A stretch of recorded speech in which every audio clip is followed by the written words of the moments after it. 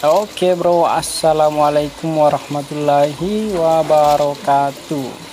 Jadi siang hari ini tuh saya baru membeli beberapa jenis ikan koki. Nah ini dia ikannya. Nih ikannya.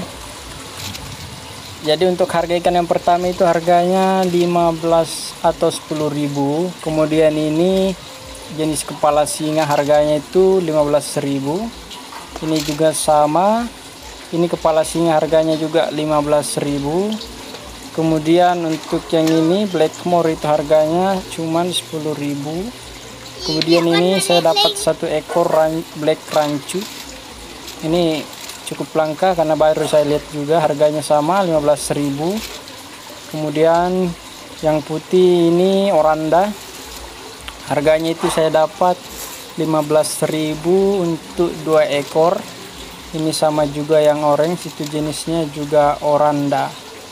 Ayo mari kita masuk ke tema, yaitu penanganan pertama yang kita lakukan jika baru membeli ikan koki. Jadi ini obatnya.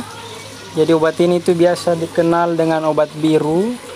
Jadi untuk obat biru sendiri ini tuh fungsinya bisa mencegah jamur tumbuh pada telur ikan, juga bisa.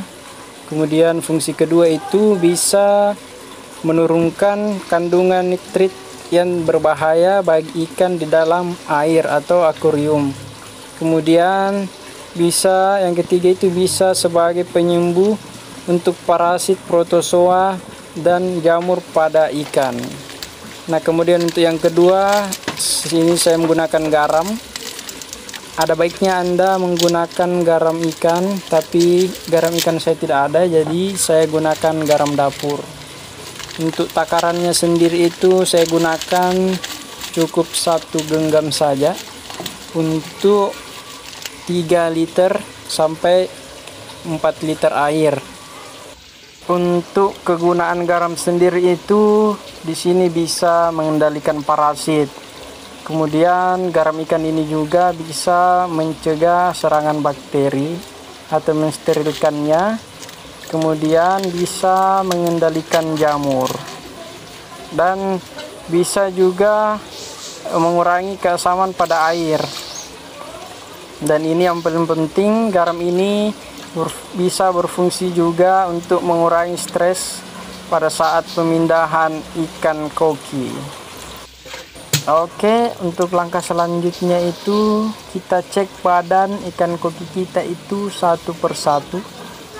Di sini kegunaannya itu untuk mengecek apakah ikan koki kita itu tidak terjangkit oleh kutu jarum dan kutu kura-kura. Untuk gambaran kutu kura-kura atau kutu jarum itu kalian bisa cek di Google seperti apa bentuk kutunya, kemudian ukuran kutunya. Jadi kutu ini tuh paling senang nempel di ikan koki. Kenapa? Dikarenakan ikan koki ini itu pergerakannya agak lambat ya dibanding ikan-ikan yang lain. Oke, jadi di sini tuh sangat penting karena ini bisa jadi awal kelangsungan hidup ikan koki kita, atau bisa menentukan kelangsungan hidup ikan koki kita ke depannya seperti apa. Untuk letak-letak yang sering atau spot yang sering digerogoti oleh kutu jarum dan kutu kura-kura itu biasanya di ekor atau pangkal ekor. Biasanya juga terdapat di perut ikan koki. Kemudian biasanya juga itu terdapat di kepala.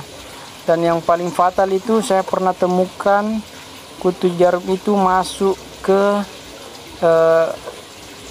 ingsan ikan koki tersebut. Kemudian ada juga yang pernah menempel di mata ikan koki tersebut.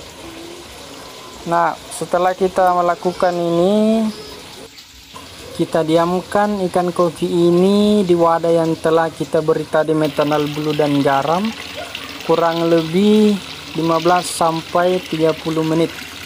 Kemudian siap untuk dimasukkan ke kolam utama atau akuarium.